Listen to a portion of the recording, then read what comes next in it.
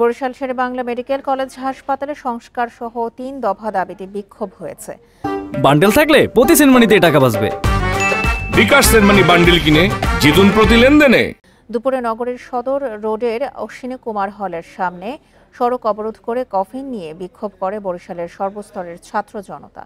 সমাবেশে বক্তারা বলেন, শেরেবাংলা সহ দেশের সব সরকারি হাসপাতালগুলোর ব্যবস্থাপনা পরিবর্তন ও স্বাস্থ্য খাত সংস্কারের দাবি জানিয়ে আসছিলেন তারা। দ্রুত দেশের সরকারি হাসপাতালের অবকাঠামোগত উন্নয়ন, পর্যাপ্ত দক্ষ জনবল নিয়োগ সহ দুর্নীতি রোধে প্রশাসনিক দক্ষতা বাড়ানোর দাবি জানান। এসব দাবি বাস্তবায়ন না হলে লাগাতার কর্মসূচির হুঁশিয়ারি দেন তারা। পরে কফিন নিয়ে সদর রোডে মিছিল বের করে সংগঠনটি। মিছিলটি শহরের প্রধান সড়ক প্রদক্ষিণ করে।